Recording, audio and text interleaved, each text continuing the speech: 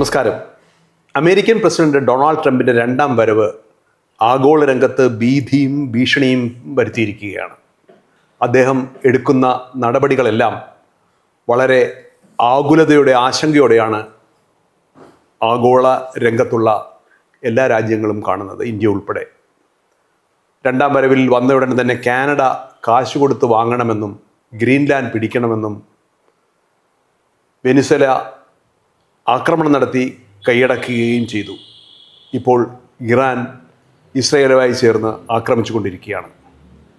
Trump മറ്റൊരു തരത്തിൽ ആഗോള രംഗത്ത് നികുതികൾ വർദ്ധിപ്പിച്ചുകൊണ്ട് എല്ലാ രാജ്യങ്ങളെയും തൻ്റെ വരുതിയിലാക്കാൻ ഒരു ശ്രമവും നടത്തി. എന്താണ് ട്രംപിന് സംഭവിക്കുന്നത് എന്നാണ് ലോകരാജ്യങ്ങൾ ഇപ്പോൾ ഉറ്റുനോക്കുന്നത്. ഇക്കാര്യങ്ങളെക്കുറിച്ചാണ് നാം ഇന്ന് ചർച്ച ചെയ്യുന്നത്. എന്നോടൊപ്പം ജിയോ പൊളിറ്റിക്സിൽ ഗവേഷണം നടത്തുകയും വിവിധ ആശയങ്ങൾ പങ്കുവയ്ക്കുകയും ചെയ്യുന്ന മുൻ IPS ഉദ്യോഗസ്ഥൻ ഗോപാൽ കൃഷ്ണനാണ്. സാർ നമസ്കാരം. വന്ദേ മാതരം. സാർ, ഞാൻ പറഞ്ഞതുപോലെ ഞാൻ കുറച്ച് അതിശയോക്തി കലർത്തിയാണ് പറഞ്ഞത്. ട്രംപിൻ്റെ നടപടികൾ ആഗോള രംഗത്ത് പലർക്കും ആശങ്ക ഉളവാക്കുന്ന തരത്തിലേക്ക് കാര്യങ്ങൾ കൊണ്ടെത്തിച്ചിരിക്കുന്നു. ഒരു രാത്രി ചെന്ന് ഒരു ഭരണകൂടത്തെ അട്ടിമറിക്കുക, ഇസ്രയേലുമായി ചേർന്ന് ഇപ്പോൾ നിലവിൽ ഇറാനെതിരെ കിരാതമായ ആക്രമണങ്ങൾ നടത്തുക, അങ്ങനെ പലതരം നടപടികൾ. 100% വരുന്ന നികുതികൾ വ്യവസായ മേഖലയിൽ ചെലുത്തുന്നു, മറ്റു രാജ്യങ്ങൾക്ക് ഭീഷണി പരത്തുന്നു, ചൈനയെ വരുതിയിലാക്കാൻ ശ്രമം നടത്തുന്നു, നരേന്ദ്രമോദിക്കെതിരെ ചില പിണക്കം നടിക്കുന്നു, റഷ്യയിൽ പുടിനെതിരെ ചില നീക്കങ്ങൾ നടത്തുന്നു. അങ്ങനെ ആഗോള രംഗത്ത് പുള്ളി നടത്തുന്ന, അതായത് ഡൊണാൾഡ് ട്രംപ് നടത്തുന്ന നീക്കങ്ങൾ നമുക്ക് ആശങ്കയോടെ മാത്രമേ കാണാൻ കഴിയുള്ളൂ. എന്താണ് ട്രംപിന് രണ്ടാം വരവിൽ പറ്റിയത്? സാറിൻ്റെ നിഗമനങ്ങൾ എങ്ങനെയാണ്? നോക്കൂ, ചന്തു നായരോടും പ്രേക്ഷകരോടും ഞാൻ ഒരു കാര്യം ആദ്യം പറഞ്ഞുകൊള്ളട്ടെ. നമ്മുടെ ഫ്രഞ്ച് പ്രസിഡന്റ് ചാൾസ് ഡിഗോൾ അദ്ദേഹം ഒരു ഫേമസ് സെൻറ്റൻസ് പറഞ്ഞിട്ടുണ്ടായിരുന്നു ജിയോ പൊളിറ്റിക്സിൽ. France has no friends, France has only interest. പിന്നെ ഇതിനെ കോട്ട് ചെയ്ത് വേറെ പലരും, ഹെൻറി കിസിഞ്ചറൊക്കെ പറഞ്ഞിട്ടുണ്ട്. അത് ഭയങ്കര ഫേമസ് സെൻറ്റൻസാണ്. ആ ഒരു പോളിസിയാണ് നമ്മുടെ ഇപ്പോഴത്തെ മോഡിജിയും വിദേശകാര്യമന്ത്രിയും ഇവരെല്ലാം പിന്തുടരുന്നത്. എന്നെ സംബന്ധിച്ചിടത്തോളം ഞാൻ ട്രംപിൻ്റെ ആരാധകനല്ല.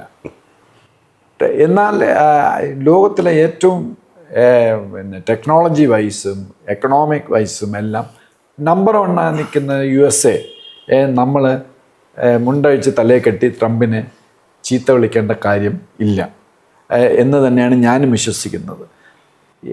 അവർ നമ്മുടെ ശത്രുവല്ല, എന്നാൽ ഫ്രണ്ടുമല്ല ട്രംപ്. അപ്പം ഇതനുസരിച്ചാണ് നമ്മുടെ വിദേശകാര്യ വകുപ്പും യുദ്ധകാര്യ വകുപ്പും എല്ലാം പോകുന്നത്. അതുകൊണ്ടാണ് ഇപ്പം നമുക്കൊരു ഇന്ത്യക്ക് ഈ ഇറാൻ ഇസ്രായേൽ യുദ്ധത്തിൽ, അമേരിക്കൻ യുദ്ധത്തിൽ ഒരു അപ്രമാദിത്യം, എല്ലാവർക്കും താല്പര്യം ഇന്ത്യയോട് ഈ ഒരു പോളിസി ഫോളോ ചെയ്യുന്നുണ്ടാണ്. അതുകൊണ്ട് ഞാൻ ട്രംപിൻ്റെ ആരാധനല്ല. ബട്ട് എൻ്റെ രാജ്യത്തിൻ്റെ ഇൻട്രസ്റ്റിനെ ഡിപ്പെൻഡ് ചെയ്ത് നമ്മൾ ഫാക്ട്സ് ആയിട്ട് തന്നെ കാണണം. അത് ചിലർക്ക് അത് ഇഷ്ടപ്പെട്ടില്ല എന്നിരിക്കും. പക്ഷെ എൻ്റെ പുറത്ത് ആരും ദയവ് ചെയ്ത് പൊങ്കാലയിട്ട് കളയരുത്. ഞാൻ ആരുടെയും ആളല്ല. എൻ്റെ രാജ്യത്തിൻ്റെ മാത്രം ഇൻട്രസ്റ്റ് കീപ്പ് ചെയ്യുന്ന ഒരാളാണ്. ഇനി ചന്തു നായർ ചോദിച്ച ചോദ്യത്തോട് പറയാം. ഇപ്പം ഞാൻ നമ്മുടെ ഇന്ത്യൻ വിദേശകാര്യ വകുപ്പിലാണ് ജോലി ചെയ്യുന്നതെങ്കിൽ ഞാനൊരു റിപ്പോർട്ട് എഴുതി ഞാൻ ജയശങ്കർ സാറിന് കൊടുക്കുന്നത് ഇതുപോലുള്ള കാര്യങ്ങൾ എഴുതി കൊടുത്തിട്ടായിരിക്കും. ഞാൻ കാണുന്ന കാര്യം എഴുതി കൊടുക്കും. നമ്മളത് അങ്ങനെ നോക്കിയാൽ മതി. അപ്പോൾ ട്രംപിൻ്റെ രണ്ടാം വരവിൽ ട്രംപ് ആലോചിച്ചുറച്ച് മാത്രം ട്രംപ് വന്നത് 2024 25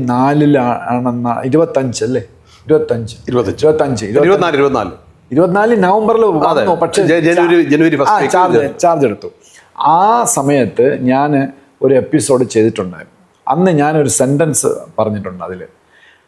അത് തികച്ചും ശരിയാണെന്ന് നമുക്കിപ്പം നോക്കുമ്പോൾ മനസ്സിലാവും. അതിൽ ഞാൻ പറഞ്ഞത്, ട്രൂ ബ്ലൂ യാങ്കി അമേരിക്കക്കാരനാണ് ട്രംപ്. അദ്ദേഹത്തിൻ്റെ രാജ്യത്തിനു വേണ്ടി മാത്രം, ഗുണമുള്ള കാര്യങ്ങൾ മാത്രം, അല്ലെങ്കിൽ അദ്ദേഹത്തിന് മാത്രമേ അങ്ങനെ ചെയ്യുള്ളൂ. അതേപോലെ ഞാൻ പറഞ്ഞു നരേന്ദ്രമോദിജി, അപ്പം നമ്മുടെ നരേന്ദ്രമോദിജിയും ട്രംപും തമ്മിൽ എന്തോ ഒരു മീറ്റിംഗ് തൊട്ട് മുമ്പാണ് ഞാൻ ചെയ്തത്. അപ്പം ഞാൻ പറഞ്ഞു അദ്ദേഹം ട്രൂ ബ്ലൂ പാട്രിയോട്ട് ആണെങ്കിൽ നമ്മുടെ നരേന്ദ്രമോദിജിയും ട്രൂ ബ്ലൂ ഇന്ത്യൻ പാട്രിയോട്ടാണ്. നമ്മുടെ രാജ്യത്തിന് അനുകൂലമായിട്ടുള്ള, നമ്മുടെ രാജ്യത്തിന് താല്പര്യമുള്ള കാര്യങ്ങൾ അദ്ദേഹവും ചെയ്യുള്ളൂ. അപ്പോൾ അതുകൊണ്ട് ട്രംപ് ആസ് ആൻ അമേരിക്കൻ നമുക്ക് ചിലപ്പോൾ അങ്ങനെ ഇഷ്ടപ്പെട്ടില്ല എന്നിരിക്കും, വേറെ രാജ്യക്കാർക്ക് ഇഷ്ടപ്പെട്ടില്ല എന്നിരിക്കും. പക്ഷെ as an American, as A true blue Yankee, ഇപ്പോൾ 4-ാം നാള് ലേറ്റസ്റ്റ് ഗാലപ്പ് പോൾ അനുസരിച്ച് പോൾ അനുസരിച്ച് 89% അമേരിക്കക്കാർ ട്രംപിനെ പിന്തുണച്ചിരിക്കുകയാണ് ഈ യുദ്ധത്തിന് വന്ന്. അതേസമയം വാഷിങ്ടൺ പോസ്റ്റും ന്യൂയോർക്ക് ടൈംസും എല്ലാം ദിവസവും ചീത്ത വിളിക്കും. ഞാനിതെല്ലാം വായിക്കുന്നുണ്ട്. അതിലെല്ലാം ട്രംപിനെ ചീത്ത പറയും. പക്ഷേ എനിക്ക് അങ്ങയുടെ ഈ നിഗമനത്തിനോട് യോജിക്കാൻ പറ്റത്തില്ല. കാരണം make great America great again എന്നുള്ള ക്യാമ്പയിനുമായിട്ടാണ് 2ാം വരവിൽ ട്രംപ് വന്നത്.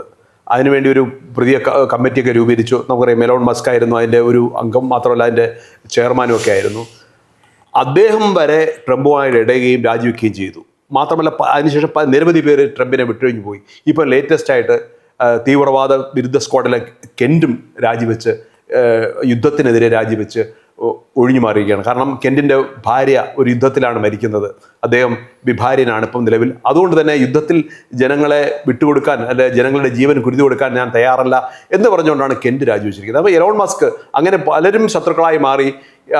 അങ്ങ് പറഞ്ഞ പോലെ ഗാലപ്പ് പോളിൽ ഒരുപക്ഷെ എന്താണ് പ്രാദേശികമായി നടക്കുന്ന ഗാലപ്പ് പോളിൽ ഒരുപക്ഷെ ഉയർന്നു വന്നാലും അമേരിക്കയിൽ ഒരു വേവ് ട്രംപിനെതിരെ ആഞ്ഞടിക്കുന്നുണ്ട് എന്നുള്ളതാണ് ശരിയായ ശരി. കാരണം യുദ്ധം ഒരിക്കലും എല്ലാവരും സമാധാനകാംക്ഷികൾ ആഗ്രഹിക്കുന്നതല്ല.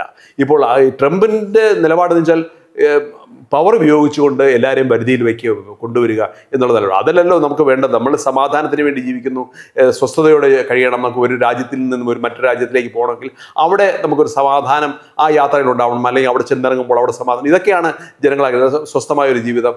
അതിന് വിരുദ്ധമായ പ്രവർത്തനങ്ങളാണ് ട്രംപിൻ്റെ ഭാഗത്തു നിന്നുണ്ടാവുന്നതെന്ന് അമേരിക്കക്കാർ തന്നെ പറയുന്നു. ഇത് എവിടെ ചെന്ന് അവസാനിക്കുമെന്നുള്ള നിലയിലേക്ക് കാര്യങ്ങൾ എത്തിയിരിക്കുന്നു. അത് ശരിയല്ല ഞാൻ പറഞ്ഞത്.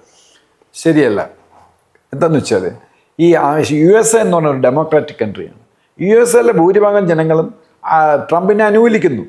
അതുകൊണ്ടാണല്ലോ അങ്ങനെ വന്നത്.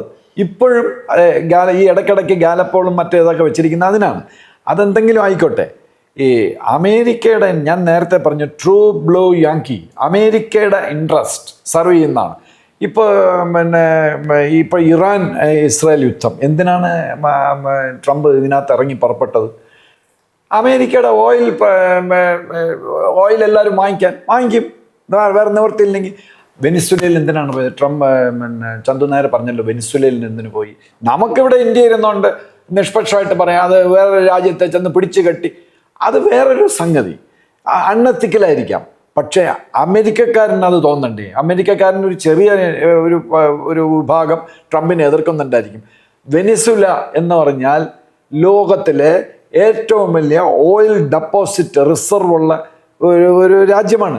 Not Russia, not Iran, not Saudi, വെനിസ്വലയാണ്.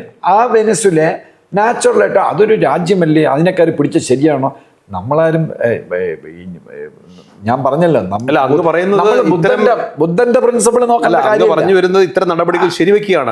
അത് ഞാൻ ശരിവെക്കുകയാണ്. Trump as a American citizen, ഞാൻ ട്രംപിന്റെ സപ്പോർട്ടർ അല്ല. പക്ഷേ ഒരു വിദേശകാര്യ വകുപ്പിൽ ജോലി ചെയ്യുമ്പോൾ നമുക്ക് ട്രംപിനെ ഇഷ്ടമില്ല എന്ന് പറഞ്ഞ് കാണുന്ന കാര്യങ്ങൾ നമ്മൾ എഴുതി കൊടുക്കണം, കാണാത്ത കാര്യങ്ങളെ പറ്റില്ല. അങ്ങനെയുള്ള ഒരുപാട് റിപ്പോർട്ട്സിന്റെ ബേസിനാണല്ലോ നമ്മുടെ പ്രധാനമന്ത്രിയും വിദേശകാര്യമന്ത്രി, അല്ലാതെ മെഡിറ്റേറ്റ് ചെയ്തെടുക്കുന്നതല്ലല്ലോ. അപ്പൊ അതുകൊണ്ട് വെനിസ്വല പിടിച്ചത് അമേരിക്കയുടെ ഇതിൽ ഓക്കെയാണ്. കാര്യം എന്ന് പറഞ്ഞാൽ ഇപ്പോൾ വെനിസ്വലയിൽ ഭരണം പിടിച്ചെടുത്തില്ലല്ലോ, അവിടെ വേറെ ഒരു ഭരണമുണ്ട്. ആദ്യം സപ്പോർട്ട് ചെയ്തത് വൈസ് പ്രസിഡന്റാണ് വെനിസ്വലയുടെ, ട്രംപിന്.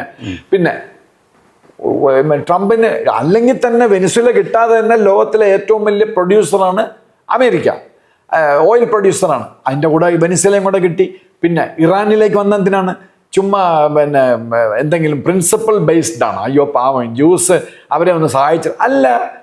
GCC കൺട്രീസിൻ്റെ ഓയിൽ പ്രൊഡക്ഷൻ കമ്പനി ഇനി അത് റിപ്പയർ ചെയ്യണമെങ്കിൽ അമേരിക്കക്കാർ തന്നെ വരണം. അപ്പോൾ അതിലും പൈസ. അമേരിക്കൻ കോർപ്പറേറ്റ്സ് ആണ് വരുന്നത്.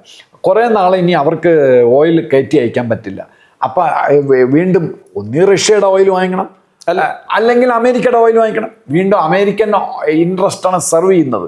അപ്പം അതുകൊണ്ട് ഇറാനിൽ വന്നത് ഇറാൻ്റെ ഓയിൽ കൈവശപ്പെടുത്താനാണ്. അത് ഇനി ഇറാനിൽ ഭരണം മാറിയാലും അമേരിക്ക പറയുന്ന അമേരിക്കൻ കോർപ്പറേറ്റ്സിന് താല്പര്യമുള്ളവരൊക്കെ ഇറാൻ ഓയിൽ കൊടുക്കുള്ളൂ. അപ്പം ഒരു എല്ലായിടത്തും ഒരു ഡോമിനൻസ്, അതായത് നമ്മൾ ഇമ്പീരിയലിസ്റ്റിക് എന്നൊക്കെ നമ്മൾ പറയും.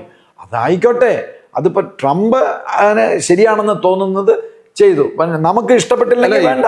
ട്രംപ് ഒരു രാജ്യത്തെക്കുറിച്ച് ഒരു കാര്യം പറയുന്നത് അത് നിലനിർത്തിക്കൊണ്ട് പോകുന്നു എന്ന് അദ്ദേഹത്തിൻ്റെ വാചകങ്ങളിൽ കാണുന്നില്ല.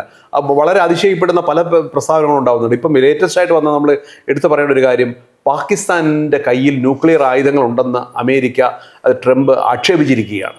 അപ്പം അത് ഇറാനെതിരെ ന്യൂക്ലിയർ ആയുധങ്ങളുണ്ടെന്നുള്ളത് പറഞ്ഞുകൊണ്ടായിരുന്നു നേരത്തെ ആക്രമണത്തിന് മുതിർന്നത്. അതിനു മുമ്പ് ഇറാഖിൽ സദാം ഹുസൈൻ്റെ കയ്യിൽ ന്യൂക്ലിയർ ഉണ്ടെന്നുള്ളത് പറഞ്ഞുകൊണ്ടാണ് ട്രംപല്ല അന്നത്തെ ഭരണകൂടം, അമേരിക്കൻ ഭരണകൂടം ഇറാഖിനെ ആക്രമിച്ചത്. ഇപ്പം ഇറാനിലേക്ക് വന്നു. ഇപ്പോൾ ചെറിയൊരു പ്രസ്താവനയിലൂടെ പാകിസ്ഥാനിലും ഉണ്ടാവാനുള്ള സാധ്യതകളുണ്ട് എന്നുള്ള നിലയിലേക്ക് കാര്യങ്ങൾ വന്നിരിക്കുന്നു. അത് എന്താണ് അദ്ദേഹം ഇങ്ങനെ ഇടയ്ക്കിടയ്ക്ക് മാറ്റി പറയുന്ന രീതിയിലേക്ക്, അതായത് രാജ്യങ്ങളുമായിട്ടുള്ള ഒരു നൈരന്തര്യമില്ലാത്ത രീതിയിലുള്ള ഒരു ബന്ധം അദ്ദേഹം സൂക്ഷിക്കുന്നത് എന്തുകൊണ്ടാണ്? ഈ ഇപ്പോൾ ചോദിച്ച പാകിസ്ഥാൻ്റെ ആയിട്ടുള്ള വിഷയം ഞാൻ വിട്ടുപോകുമെങ്കിൽ എന്നെ ഓർപ്പിക്കുക. ആദ്യം ചന്തു നായർ ചോദിച്ചതിൻ്റെ ആൻസർ കംപ്ലീറ്റ് ആയില്ല. ട്രംപിൻ്റെ രണ്ടാമത്തെ വരവ്, അത് ഞാൻ പറഞ്ഞിട്ട് ഈ പാകിസ്ഥാൻ്റെ ഇതിലേക്ക് വരാം. ട്രംപ് ആദ്യം വന്നപ്പം ചന്തു നായർ പറഞ്ഞതുപോലെ, നമ്മളെല്ലാം കേട്ടതുപോലെ, കാനഡ എൻ്റെതാണ്, മെക്സിക്കോ എൻ്റെതാണ്, മെക്സിക്കോ ഞാൻ പിടിച്ചടക്കും, ഇങ്ങനെ ഓരോ സ്റ്റേറ്റ്മെൻറ്റ്. അങ്ങനെ ഇനിയിപ്പോൾ ക്യൂബ പിടിക്കുമെന്നാണ് പറയുകയാണ്. അതെ, ക്യൂബ പിടിച്ചല്ലോ.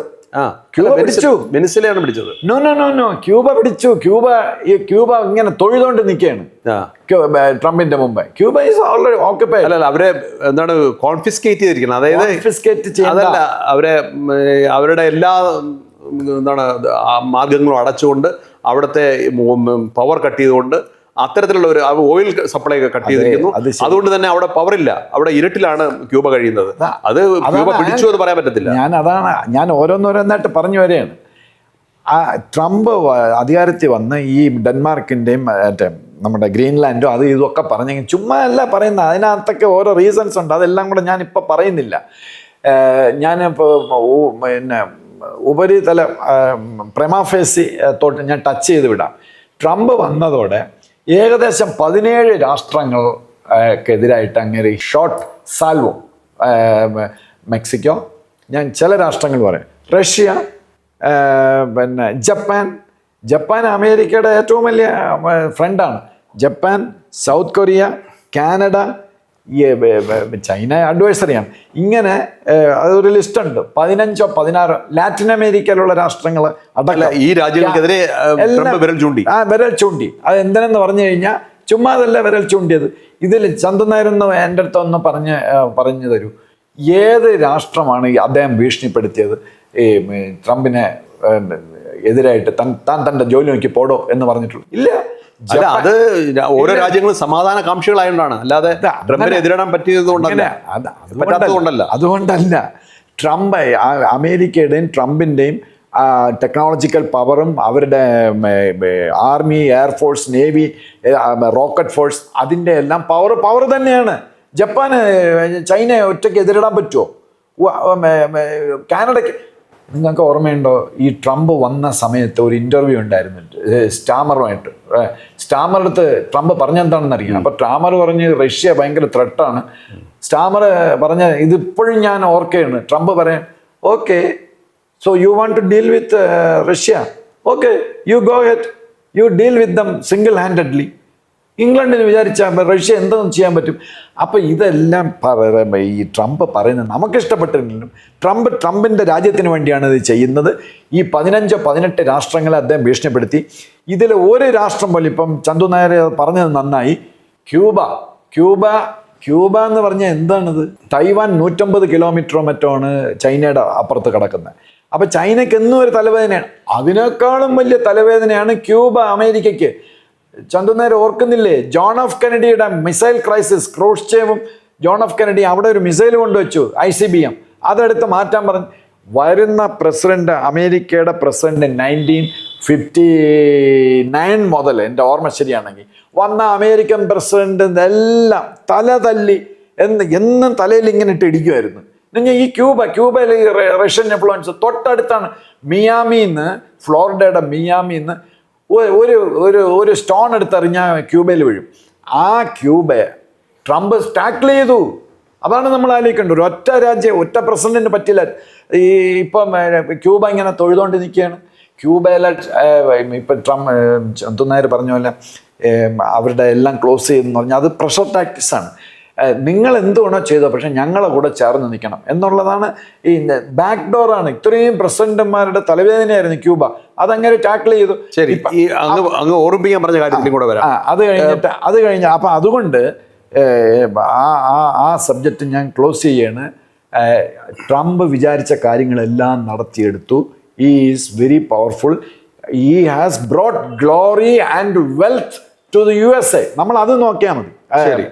നമുക്ക് ഇഷ്ടപ്പെട്ടില്ലായിരിക്കും. ഇനി പാകിസ്ഥാനിലേക്ക് വന്നാൽ പാകിസ്ഥാനിൽ ന്യൂക്ലിയർ ആയുധങ്ങൾ ഉണ്ടെന്നുള്ള ഒരു ധാരണയിലേക്കാണ് അദ്ദേഹം പരത്തിയിരിക്കുന്നതും അത് കൈവശം വയ്ക്കുന്നത് ശരിയല്ലാത്ത തരത്തിലുള്ള ഒരു പ്രസ്താവനയും ട്രംപ് നടത്തിയിട്ടുണ്ട്. അതിനെക്കുറിച്ച് അങ്ങേക്ക് പറയാനുള്ളത്. ശരി, അതിലേക്ക് വരാം. ഈ തുളസി ഗബാർഡ് നമ്മുടെ അവർ ഹിന്ദു മതവിശ്വാസിയാണ്, ഇന്ത്യയുടെ വലിയ സപ്പോർട്ടറാണ്. അവർ ഇവിടുത്തെ ഇന്ത്യൻ സമയം രാത്രി ഒരു വലിയ ബോർഡ് ഓഫ് മീറ്റിങ്ങിൽ തുളസിയാണ് പറഞ്ഞത്, ട്രംപ് പറഞ്ഞില്ല, തുളസിയാണ് പറഞ്ഞത് നോർത്ത് കൊറിയ, പാകിസ്ഥാൻ, ഇങ്ങനെ പല അത് ട്രംപ് അറിയാതെ പറയില്ല എന്നുള്ളതിന് ഒരു സംശയം വേണ്ട. അതാണ് ട്രംപിൻ്റെ കളി. തുളസിയെ കൊണ്ട് അങ്ങനെ പറയിപ്പിച്ചു. പാകിസ്ഥാൻ ICBM ഉണ്ടെന്നു. ചന്ദ്രനേരെ അതെന്താ എന്ന് പറഞ്ഞു കഴിഞ്ഞാൽ നമ്മൾ ഈ ജിയോ പൊളിറ്റിക്സ് ഇത്തിരി ആഴത്തിൽ പഠിക്കണം. ഞാൻ കുറച്ച് ദിവസമായിട്ട് നമ്മൾ രണ്ടുപേരും തീരുമാനിച്ചായിരുന്നു നമുക്ക് കഴിഞ്ഞ ആഴ്ച അത് ചെയ്യണമെന്ന്. കഴിഞ്ഞ ആഴ്ച അത് ചെയ്തിരുന്നെങ്കിൽ ഞാൻ ഈ ആസ്പെക്റ്റ് അപ്പോഴേ പറഞ്ഞേനെ. അതായത് ട്രംപ് സൗദി ഭയങ്കര പ്രഷറാണ്. സൗദിയും പാകിസ്ഥാനും തമ്മിൽ ഡിഫൻസ് കരാറുണ്ട് എന്ന് പറഞ്ഞു കഴിഞ്ഞാൽ നിന്നെ ആക്രമിച്ചാൽ ഞാൻ ഓടി വരും, പാകിസ്ഥാനെ ആക്രമിച്ചാൽ സൗദി ഓടി വരും. അപ്പോൾ അതിൽ നമ്മൾ ഇന്ത്യ വളരെ കൺസേൺഡ് ആവുകയും നമ്മൾ പല ഒപ്പീനിയനൊക്കെ പറയുകയൊക്കെ ചെയ്തു. സൗദി രാജാവ് എന്തിനാണ് ഇങ്ങനെ മലക്കം പറഞ്ഞതെന്ന് നമുക്ക് മനസ്സിലായില്ല. പക്ഷേ നമ്മൾ UAE ഗവൺമെൻറ്, സൗദിയുടെ ശത്രുവാണ് UAE ഗവൺമെൻറ്റുമായിട്ട് നമ്മൾ ഇതുപോലെ ഡിഫൻസ് കരാർ ഒപ്പിട്ടു. അപ്പോൾ ഇപ്പോൾ സൗദിയെ ആക്രമിച്ചു, അരാംകോയൊക്കെ മിസൈലിട്ട് തകർത്തു. അപ്പം നാച്ചുറലായിട്ടും പാകിസ്ഥാൻ വരണം. പാകിസ്ഥാൻ വന്നില്ല. അപ്പം സൗദി പറഞ്ഞ എന്താണെന്ന് പറഞ്ഞാൽ നിങ്ങളൊരു കാര്യം ചെയ്യും, നിങ്ങൾ അവിടെ ഒരു ഫ്രണ്ട് ഓപ്പൺ ചെയ്യൂ. ഞങ്ങളത് ആക്രമിച്ച കണ്ടില്ലേ, നിങ്ങൾ സിസ്റ്റാൻ ബലൂചിസ്ഥാൻ എന്ന് പറഞ്ഞാൽ പ്രോവിൻസ് വഴി അകത്ത് കയറി, നിങ്ങൾ ഇറാനേക്കാളും വലിയ പവർഫുള്ളാണ്, നിങ്ങൾക്ക് മറ്റേ ന്യൂക്ലിയർ ഉണ്ടെന്നൊക്കെ അല്ലേ പറയുന്നത്, നിങ്ങൾ അവിടെ ഒരു ഫ്രണ്ട് തുടങ്ങൂ. അപ്പോൾ പാകിസ്ഥാൻ അത് കേട്ട ഭാവം നടിച്ചില്ല. അപ്പോൾ ട്രംപ് സൗദി ചെന്ന് ട്രംപിനെ പ്രഷറൈസ് ചെയ്തു. അപ്പോൾ ട്രംപ് നോക്കിയപ്പം അതൊരു നല്ല ഐഡിയയാണ്. പാകിസ്ഥാൻ വഴി ഇറാനെ ആക്രമിക്കാൻ അവിടെ ഒരു ഫ്രണ്ട് ഓപ്പൺ ചെയ്താൽ ട്രംപ് നോക്കിയപ്പം ഇന്ത്യക്ക് അത് ഭയങ്കര സന്തോഷമുള്ള ഒരു കാര്യമാണ്. അങ്ങനെ പാകിസ്ഥാൻ ഇറാനെ ആക്രമിച്ച അപ്പോൾ പാകിസ്ഥാൻ്റെ പ്രസിഡൻറ്റും മറ്റേ മുല്ല മുനീറും നമ്മുടെ ശത്രുരാജ്യത്തിൻ്റെ ഫീൽഡ് മാർഷലല്ലേ. അപ്പോൾ അങ്ങോട്ട് ചെന്നിട്ട് അമേരിക്ക എടുത്തും പറഞ്ഞു, സൗദി എടുത്തും പറഞ്ഞു, ഞങ്ങൾ നിങ്ങളുടെ സ്വന്തം ആളാണ്, പക്ഷെ ഞങ്ങൾക്ക് ഭയങ്കര യുദ്ധമാണ്, ഞങ്ങളൊരു മുള്ളംപന്നിയായിട്ട് യുദ്ധം ചെയ്തുകൊണ്ടിരിക്കുകയാണ് അഫ്ഗാനിസ്ഥാൻ. അപ്പോൾ പിന്നെ നിങ്ങൾ കടുവയുടെ വാലിൽ പോയി പിടിക്കാൻ പറഞ്ഞു കഴിഞ്ഞാൽ അപ്പോൾ എന്താ സംഭവിക്കാന്ന് പറഞ്ഞാൽ ഒരു കൊമ്പനാന ഞങ്ങൾക്ക് നേരെ വരും ഇന്ത്യ. അപ്പോൾ അതുകൊണ്ട് ഞങ്ങൾക്ക് ഇറാനെ ഇപ്പോൾ ആക്രമിക്കാൻ ഓർത്തില്ല. ഇറാനെ ആക്രമിച്ചു കഴിഞ്ഞാൽ ഇറാന് മിസൈലിടുക, അതുപോലെ പാകിസ്ഥാൻ അത് പ്രതിരോധിക്കാം. പക്ഷെ വേറൊരു വലിയ പ്രശ്നമുണ്ട്. ഷിയാക്കൾ പാകിസ്ഥാനിലെ ടോട്ടൽ മുസ്ലിംസിൻ്റെ 25% ഷിയാക്കൾ വരും. അവർ വരുന്നത് കൂടുതലും ഈ പക്തൂൺഖ്വയിലും പിന്നെ ജമ്മു കാശ്മീർ ഓക്യുപ്പൈഡ് പാകിസ്ഥാൻ ജമ്മു കാശ്മീർ ഏരിയയിലും ബാൾട്ടിസ്ഥാൻ അവിടെയൊക്കെയാണ് ഈ ഷിയാക്കൾ വരുന്നത്. ഈ ഷിയാക്കൾക്കുള്ള ഒരു പ്രശ്നം, ഷിയാക്കൾ ഭയങ്കര റിച്ചാണ്, ജന്മിമാരാണ് അവർ. സുന്നികൾ അത്ര റിച്ച് അല്ല അവരുമായിട്ട് കമ്പയർ ചെയ്യും. ഇപ്പം നമ്മുടെ പാർസികൾ ഭയങ്കര റിച്ച് ആണെന്ന് പറഞ്ഞ പോലെ ഈ ഷിയാക്കൾ നല്ല പവർഫുള്ളുമാണ്, അവർ റിച്ചുമാണ്. അപ്പം അവർ വിചാരിച്ച ഈ 25% മുസ്ലിംസ് വിചാരിച്ച ഇപ്പം തന്നെ പ്രകടനം തുടങ്ങി. ലാഹോർ ആക്രമിച്ചല്ലോ, ഈ ഇറാൻ്റെ യുദ്ധം വന്നപ്പോൾ ലാഹോർ ആക്രമിച്ചല്ലോ, റാവൽപിണ്ടിയിൽ സ്ഫോടനം നടന്നല്ലോ, അതെല്ലാം ഈ ഷിയാക്കളാണ്. അപ്പം ഈ പാകിസ്ഥാനകത്തൊരു വലിയ റിഫ്റ്റ് ഉണ്ടാവും. ഇമ്രാൻഖാനെ പിടിച്ച് അകത്തിട്ടിരിക്കണോണ്ട് ഈ ഷിയാക്കളും അഫ്ഗാനിസ്ഥാനും കൂടെ ചേർന്നാണ് കിടക്കുന്നത്. അപ്പോൾ ഈ ഷിയാക്കളും അഫ്ഗാൻകാരും കൂടെ ഇപ്പം തന്നെ യുദ്ധമാണ്. അവർ തമ്മിൽ ഒരുമിക്കുകയും പാകിസ്ഥാൻ വലിയൊരു ഒരു ഒരു ഒരു കറ്റാസ്ട്രോഫി ക്യാച്ച് 22 ക്വാക്ക്മയർ എന്നൊക്കെ പറയില്ല, അതിൽ പെട്ടുപോകും. അപ്പം ഈ ഡിഫൻസ് മിനിസ്റ്റർ ഈ ഇറാൻ യുദ്ധം തുടങ്ങുന്നതിന് ഒരു മാസം മുമ്പ് ചന്തു നായർ ഓർക്കുന്നുണ്ടായിരിക്കും, ഡിഫൻസ് മിനിസ്റ്റർ ഖ്വാജ അയാൾ ഓപ്പണായിട്ട് പറഞ്ഞു പാകിസ്ഥാനെ ഇസ്രയേലും പിന്നെ UAE എടുത്തു പറഞ്ഞു നഹ്യാനും ഇന്ത്യയും ഇറാൻ കൂടെ ചേർന്ന് ഞങ്ങളെ ഒരുമിച്ച് ആക്രമിക്കാൻ വരികയാണെന്ന് ഡിഫൻസ് മിനിസ്റ്റർ പറഞ്ഞു. അത് കഴിഞ്ഞ് ഒരു 10 ദിവസം കഴിഞ്ഞപ്പോഴാണ് ഈ ഇറാൻ യുദ്ധം വരുന്നത്. അപ്പോൾ ഈ പാകിസ്ഥാന് അങ്ങോട്ട് കയറാൻ പറ്റില്ല. കയറിയാൽ ട്രംപിനതറിയാം, കയറിയാൽ ഇന്ത്യക്ക് സന്തോഷം. കാര്യം എന്ന് പറഞ്ഞു കഴിഞ്ഞാൽ നമ്മളൊന്നും ചെയ്യേണ്ട, അവിടെ ഭയങ്കര യുദ്ധം ഉണ്ടാവും പാകിസ്ഥാനകത്ത്, ആഭ്യന്തര യുദ്ധം ഉണ്ടാവും. അല്ല, ഇറാനെതിരെ യുദ്ധം ചെയ്തു കഴിഞ്ഞാൽ, ഇറാനെതിരായിട്ട് യുദ്ധം ചെയ്ത് കഴിഞ്ഞാൽ പാകിസ്ഥാനിൽ ആഭ്യന്തര യുദ്ധം അത് ഉറപ്പാണ്. ട്രംപ് പറഞ്ഞത്, അതുകൊണ്ട് ട്രംപ് പറഞ്ഞ നിലപാടിനൊപ്പം പാകിസ്ഥാൻ നിന്നില്ല എന്നാണ്. നിന്നില്ല, പാകിസ്ഥാൻ ട്രംപ് പറഞ്ഞ പോലെ നിന്നില്ല. ട്രംപിന് പാകിസ്ഥാനെ നിവർത്തിയില്ല. പക്ഷെ ഇപ്പൊ ട്രംപ് മുനീറിനെയും നവാസ് ഷെരീഫിന്റെ ബ്രദർ പ്രധാനമന്ത്രിയും കൂടെ അങ്ങോട്ട് വിളിച്ചിരിക്കുകയാണ്. വിളിച്ച് ഇത് പറയണത് ഇതാണ്, സൗദിയുടെ പ്രഷറുണ്ട്. അപ്പോൾ പാകിസ്ഥാനിലൂടെ നിൽക്കുമോ സൗദിയിലൂടെ നിൽക്കുമോ ട്രംപ്? അപ്പോൾ അതുകൊണ്ട് ആക്രമിക്കാൻ പറയും.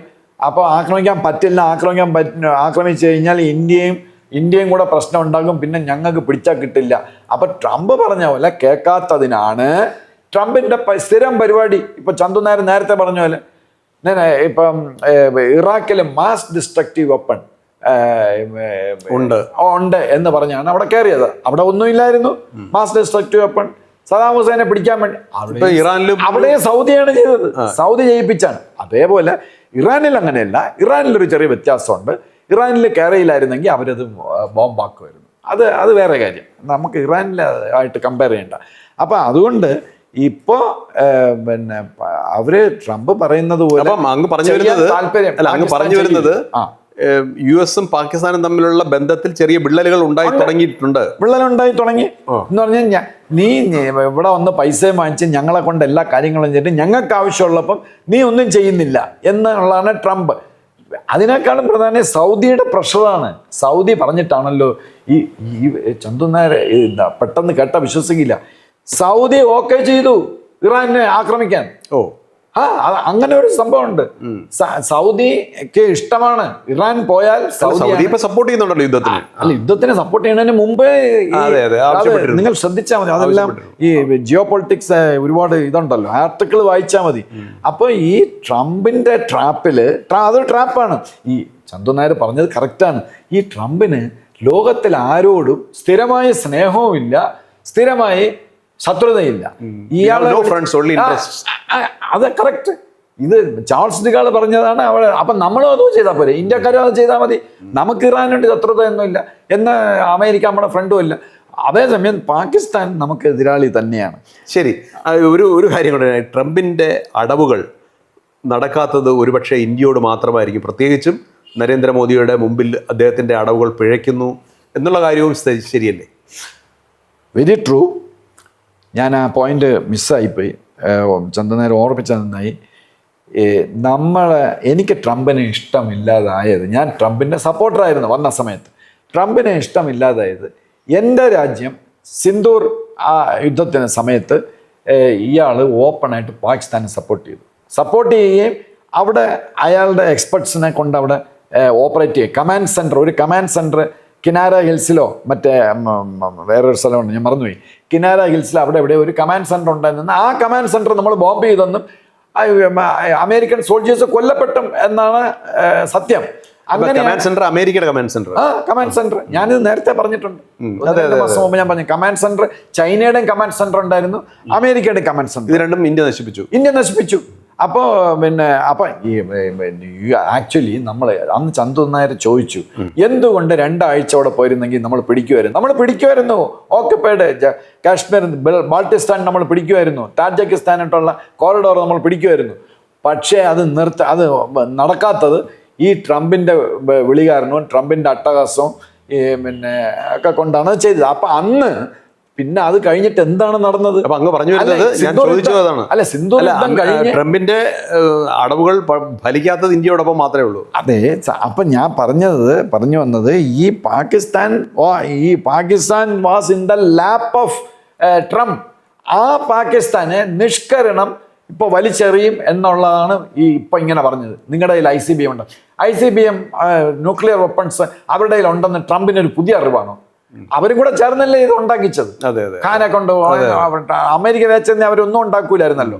അപ്പൊ ഇപ്പം അല്ല, മറ്റേ ബോംബ് ഉണ്ടാക്കിയ ബോംബ് ഉണ്ടാക്കിയ മറ്റേ സയന്റിസ്റ്റ്, മെറ്റലർജിസ്റ്റ്. അപ്പോൾ പിന്നെ ട്രംപും കൂടെ ചേർന്നാണ് ട്രംപ് അല്ല, അമേരിക്കൻ ഡീപ് സ്റ്റേറ്റും കൂടെ ചേർന്നാണ് പാകിസ്ഥാനെ ഇത് ചെയ്തത്.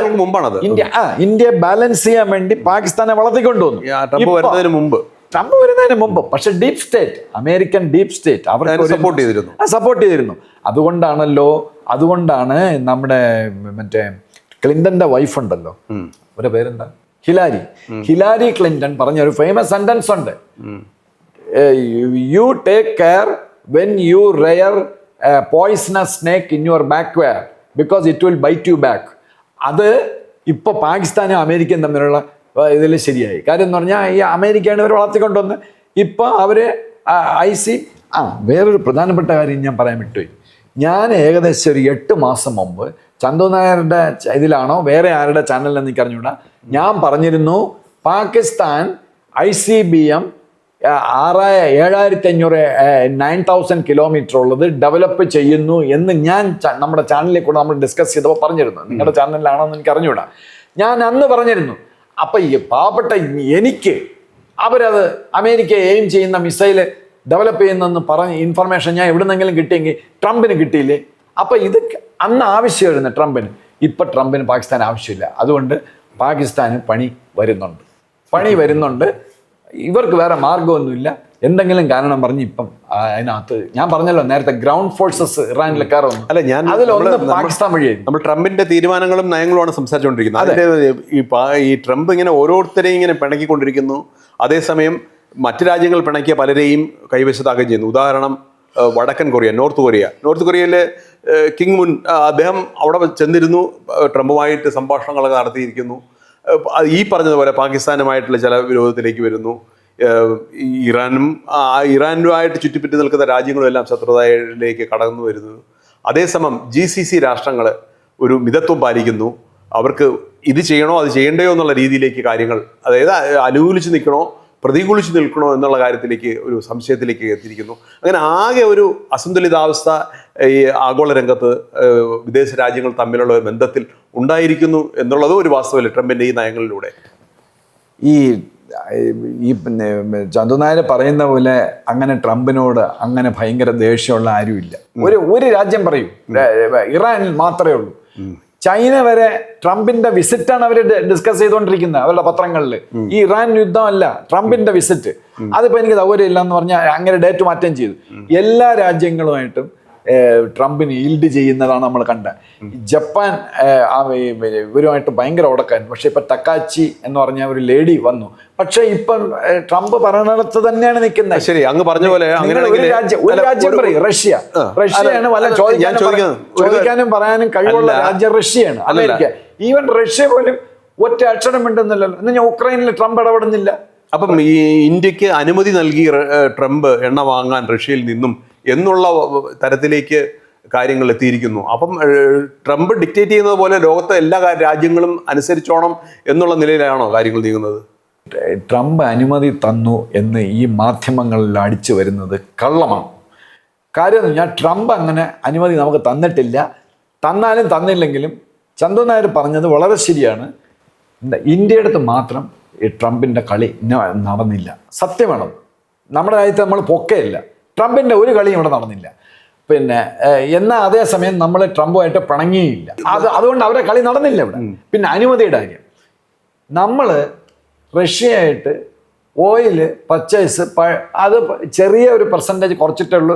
പഴയ പോലെ തന്നെയാണ് നമ്മൾ തുടർന്നു പോയത്. പിന്നെ ഒരു ചെറിയ വ്യത്യാസം വന്നത്, പിന്നെ റിലയൻസ് അവർക്ക് ഒരു 10,3500 കോടി രൂപയുടെ ഒരു നിക്ഷേപം അമേരിക്കയിൽ വന്നു. അത് അവർ ചെയ്തു കഴിഞ്ഞ ആഴ്ചയിൽ. അത് കണ്ടിട്ട് ട്രംപ് പറഞ്ഞ് നീ ഒരുപാട് എണ്ണ അവിടെ നിന്ന് കൊണ്ടുവന്ന് ജാംനഗറിൽ ശുദ്ധീകരിക്കുന്നു. അപ്പോൾ അങ്ങേര് ഓടി ഇവിടെ വന്ന് നമ്മുടെ മിനിസ്റ്റേഴ്സ് ഒക്കെ കണ്ടു കാണാം. അപ്പോൾ പറഞ്ഞ കാര്യം ചെയ്യും, നീ ഇറക്കണ്ട.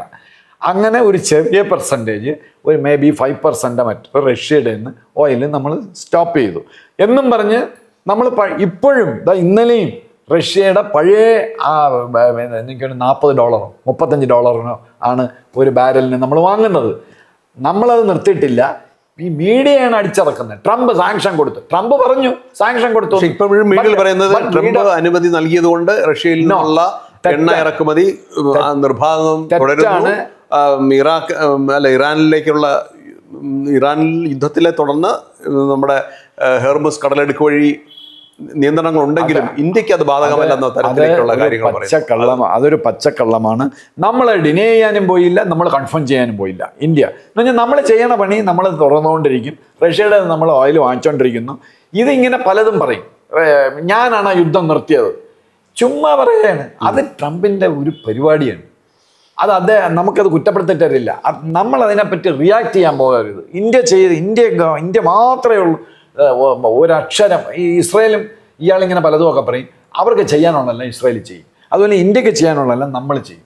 നമുക്ക് ഈ ട്രംപും ഒന്നും പ്രശ്നമില്ല എന്നും പറഞ്ഞ് ട്രംപിനെ നമ്മൾ ശത്രുവാക്കുന്നില്ല. അപ്പം അങ്ങ് പറഞ്ഞു വരുന്നത് ട്രംപ് എടുക്കുന്ന തീരുമാനങ്ങൾ എല്ലാം അവരുടെ രാജ്യത്തിൻ്റെ ഹിതകരമായ രീതിയിലുള്ള കാര്യങ്ങൾ മാത്രമാണ്.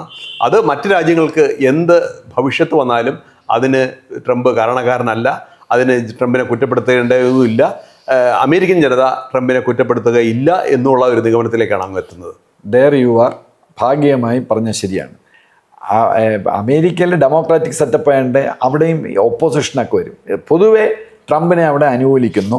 രണ്ടാമത്തെ കാര്യം ചന്തു പറഞ്ഞത്, മറ്റുള്ള രാജ്യങ്ങൾക്ക് ഗുണകരമാണോ അല്ലയോ എന്ന് ട്രംപ് നോക്കാറില്ല. നമ്മളിങ്ങനെ മൊത്തം നോക്കിയാൽ മതി. ട്രംപ് വന്ന ശേഷം, പ്രത്യേകിച്ച് സെക്കൻഡ് ടൈമിന് വന്ന് ട്രംപിന് അമേരിക്കയ്ക്ക് നമ്മുടെ മലയാളത്തിൽ സ്ലാങ്ങിൽ പറയില്ല പൈസ കിട്ടുമോ ട്രംപ് എന്തും ചെയ്യും. അങ്ങനെയാണ് നമ്മൾ കണ്ടുകൊണ്ടിരിക്കുന്നത്. അതിന് അങ്ങ് ശവിക്കാനോ നമുക്ക് കുറ്റം പറയാനോ നോക്കില്ല. നമുക്ക് ഇപ്പം നമ്മുടെ മോഡിജിയൊക്കെ ചെയ്യുന്നത് ബോൾഡായിട്ട് അങ്ങ് ചെയ്തു. ഇങ്ങനെ പലതും പറയും.